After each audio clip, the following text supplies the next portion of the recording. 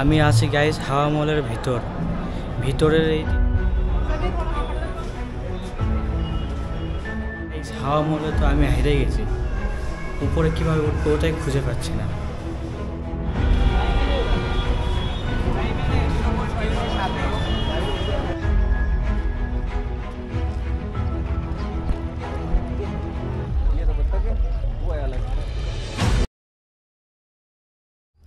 নমস্কার বন্ধুরা, নতুন ব্লগ ভিডিওতে তোমাদের স্বাগত জানাই।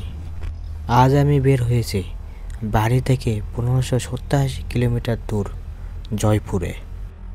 আর জয়পুর হলো আমাদের ভারতের রাজস্থান রাজ্যের রাজধানী ও বৃহত্তম শহর, আর যাকে আমরা ভারতের গোলাপি শহর বা পিঙ্ক সিটি অফ ইন্ডিয়া নামে চিনি। এই রাজস্থানের জয়পুরের সিরিজের ভিডিওগুলো যতগুলো দেখবেন আপনারা, এই ভিডিওতে আমি একাই স্লো ট্রাভেল করেছি। মানে হচ্ছে আমি রাজস্থানের এই জয়পুর শহরের বিভিন্ন জায়গায়, বিভিন্ন দর্শনীয় স্থান, বিভিন্ন প্রাসাদ, বিভিন্ন দুর্গতে একাই ঘুরেছি, কারোর সঙ্গে কোলাপ করিনি। বন্ধুরা, এখন আছি আমি অ্যালবার্ট হল মিউজিয়ামের সামনে, যেটি নির্মাণ করেছিলেন জয়পুরের রাজা সওয়াই রাম সিং। দুর্ভাগ্যবশত আজকে এই মিউজিয়ামটি বন্ধ ছিল, এই জন্য আমি ভিতরে ঢুকতে পারিনি। বাইরে থেকেই মিউজিয়ামের দৃশ্য দেখো।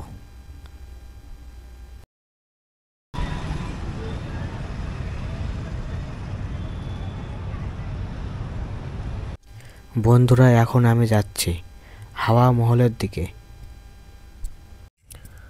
আর বন্ধুরা, হাওয়া মহল যাওয়ার আগে তোমাদের জয়পুর শহরটি তৈরি হওয়ার কাহিনীটা বলি। আজ থেকে প্রায় 300 বছর আগে, অর্থাৎ 1727 সালে আম্বেরের মহারাজা সওয়াই জয় সিং দ্বিতীয়র এক স্বপ্ন দেখেছিলেন। এমন একটা শহর তৈরি করবেন যেখানে রাজনীতি, সংস্কৃতি, বিজ্ঞান আর সৌন্দর্য সব একসাথে বেঁচে থাকবে। সেই সময় আম্বের ছিল পাহাড়ের কোলে সংকীর্ণ আর জনবহুল একটি জায়গা। রাজা বুঝলেন নতুন এক পরিকল্পিত শহর দরকার। তখনই শুরু হলো জয়পুর শহরের পরিকল্পনা। আর বন্ধুরা, পুরনো জয়পুর শহর বা আম্বের এখনো উপস্থিত আছে, যেটা আমি তোমাদের পরের পাঠে দেখাবো। তাহলে গল্পে আবার ফিরে আসা যাক। রাজা নিজে একজন জ্যোতির্বিজ্ঞানী ছিলেন। তিনি খোদ ভারতের প্রথম জ্যোতির্বিদ্যা মানচিত্র দেখে শহরের দিক নির্দেশন ও রাস্তাঘাটের নকশা তৈরি করেন। শহর সাজানোর দায়িত্ব দেন এক ব্রাহ্মণ স্থপতি বিদ্যাধর ভট্টাচার্যকে, যিনি বাস্তুশাস্ত্র আর শিল্পশাস্ত্র মেনে পুরো শহরের নকশা তৈরি করেন। তারপর 7 বছর পর 1734 সালে জয়পুর শহরটি নির্মাণ করা হয়।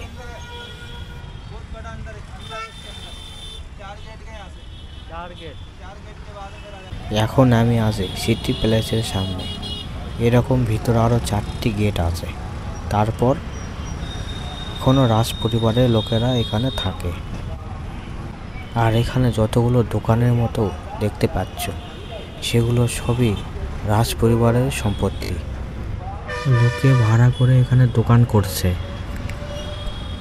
আর বন্ধুরা, জয়পুরে যতগুলো গোলাপি রঙের দোকান বা বাড়িঘর দেখতে পাবা, সবই হলো রাজ পরিবারেরই সম্পত্তি। এখন আমি আছি হাওয়া মহলের ভিতর।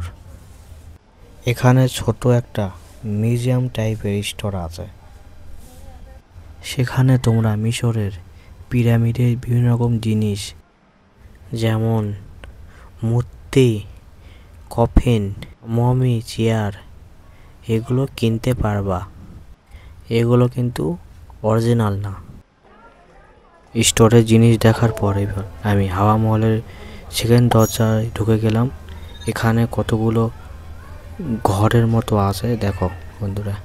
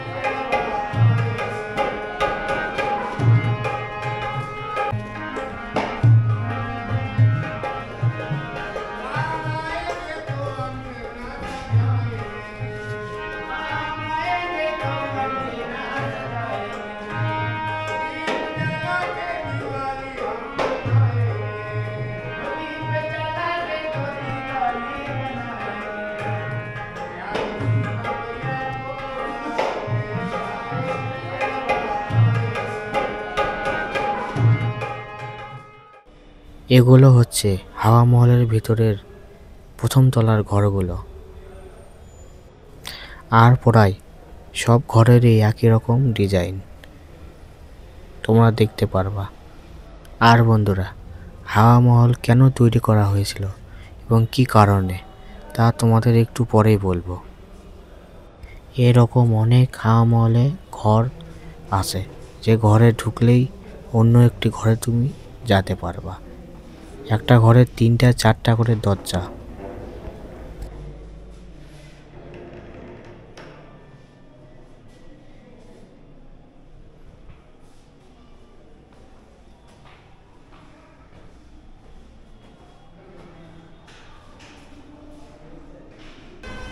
গাইস, হাওয়া মহলে তো আমি হেরে গেছি। উপরে কিভাবে উঠবো ওটাই খুঁজে পাচ্ছি না। যেদিকে যাচ্ছি সেদিকেই যেরকম একটা করে ঘরের মতো, বারান্দার মতো। এটা হলো হাওয়া মহলে উপরে ওঠানোর রাস্তা। দেখো বন্ধুরা, কোনো সিঁড়ি নেই, কারণ হিসাবে এটা শোনা যায় যে আগেকার সময় রানীরা এখান একটা ট্রলি মতো গাড়ি ছিল, সেখানে তারা উঠতো এবং তাদের দাসীরা তাদেরকে ঠেলে উপরে তুলতো, ট্রলি ঠেলে। এই জন্য এরকম সমতল রাস্তা বানানো হয়েছে। এবার বলি হাওয়া মহল তৈরির কাহিনী। হাওয়া মহল 1799 সালে মহারাজা সওয়াই প্রতাপ সিং তৈরি করেছিলেন। এটি তৈরি করার মূল কারণ ছিল রাজ পরিবারের মহিলাদের, বিশেষ করে রানীদের জন্য একটি বিশেষ স্থান তৈরি করা, যাতে তারা পর্দার আড়ালে থেকে রাস্তার উৎসব ও অন্য কার্যকলাপ দেখতে পারেন। কারণ সেই সময়ে রাজ পরিবারের কোনো মহিলাদের বাইরে জনসম্মুখে বেরোনোর অনুমতি ছিল না,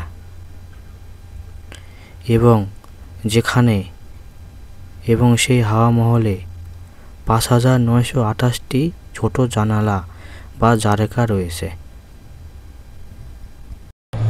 আমি আছি গাইস হাওয়া মহলের ভিতরের এই দিকে দৃশ্য এলা।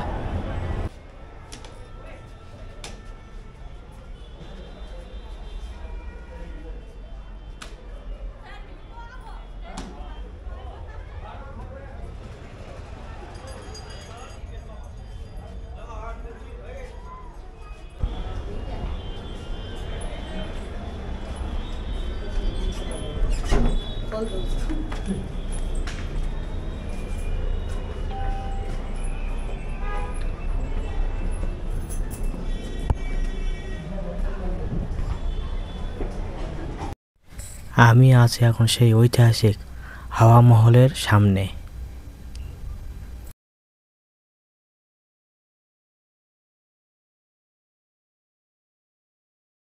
আর এই হাওয়া মহলের উপর থেকেই পাহাড়ের উপর জয়গড় ফোর্ট দেখতে পাওয়া যায়।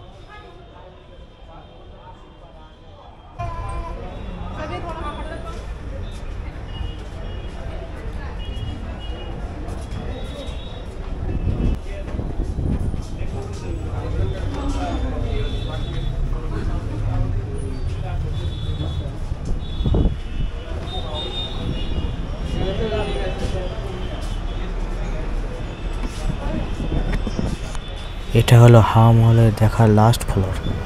এর থেকে উপরে আর যাওয়া যায় না।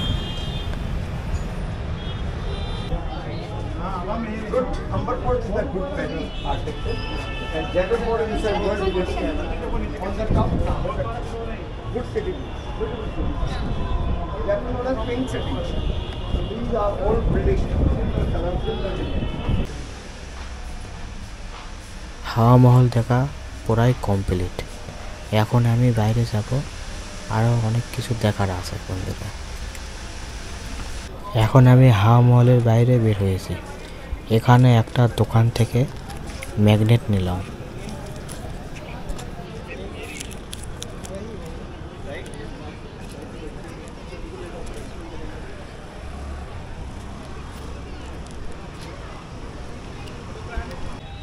এটা হলো হাওয়া মহলের বাইরের সেই বিখ্যাত জহুরির বাজার।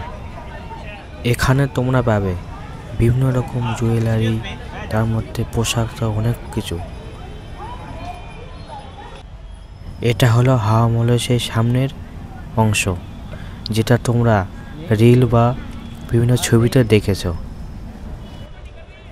আর বন্ধুরা, আশ্চর্যের ব্যাপার হলো এই হাওয়া মহলের সামনের দিকে কোনো দরজা নেই। হাওয়া মহলে প্রবেশ করতে হলে পিছনের দরজা দিয়ে প্রবেশ করতে হবে।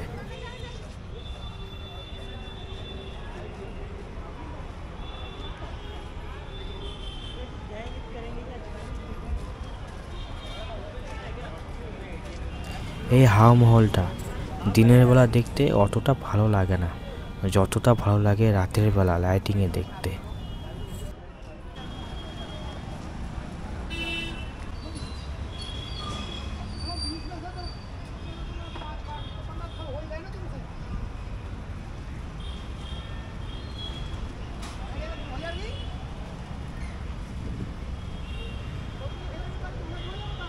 এখন আমি যাচ্ছি বন্ধুরা হাওয়া মহল থেকে 4 কিলোমিটার দূরে অবস্থিত জলমহলে। এটি হলো রাজস্থানের আরেকটি গুরুত্বপূর্ণ ভ্রমণের জায়গা। আর বন্ধুরা, ভিউটা দেখো, কত সুন্দর গোলাপি শহরকে দেখা যাচ্ছে।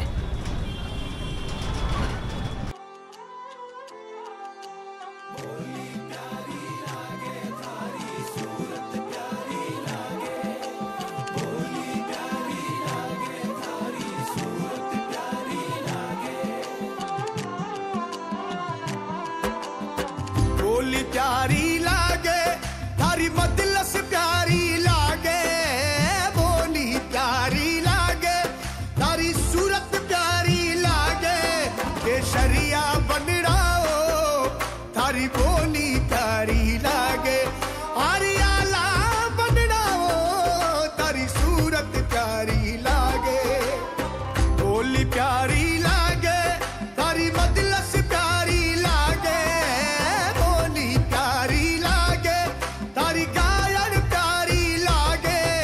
केसरिया बन रहो थारी बोली प्यारी लागे, केसरिया बन रहो बोली प्यारी लागे।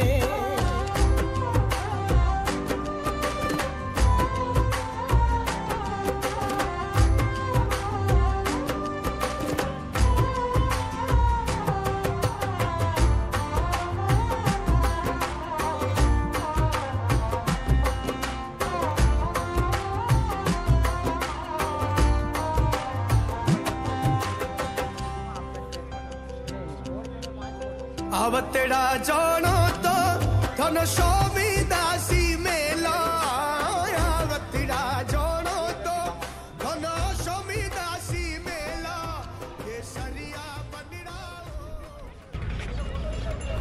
বন্ধুরা, পৌঁছে গেলাম জলমহলে। দেখো, জলের উপরে একটা মহল, এই জন্য এর নাম জলমহল। জলমহলটি অবস্থিত মানসাগর লেকে।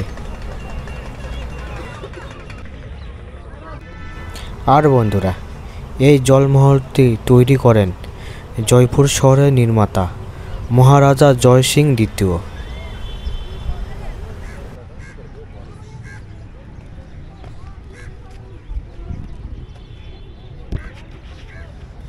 আর এই জলমহলের ভিউটা দেখো বন্ধুরা, কত সুন্দর। এটার লোকেরা বলে এটি হলো মানসাগর লেক। আর এখানে কত রকম মাছ দেখা যাচ্ছে বন্ধুরা, জলের মধ্যে কত রকম মাছ।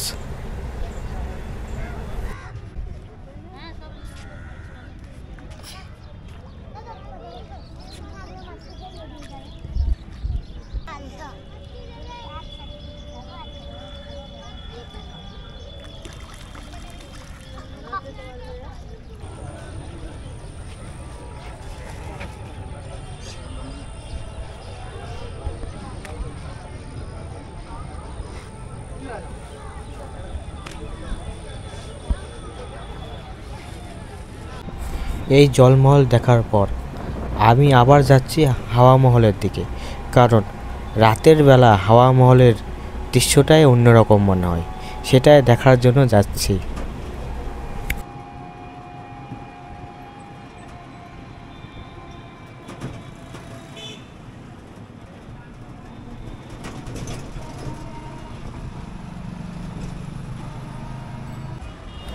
আবার পৌঁছে গেলাম হাওয়া মহলে। দেখো বন্ধুরা, লাইটিংয়ে হাওয়া মহলটা কত সুন্দর লাগছে। Wow, very beautiful.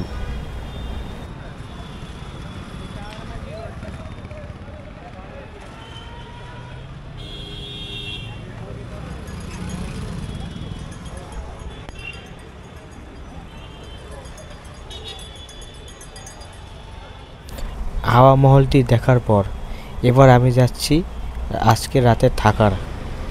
আমার হোস্টেল বুকিং করা ছিল, এই জন্য সেই হোস্টেলের লোকেশন দেখে আমি এখন হোস্টেলের দিকে যাচ্ছি।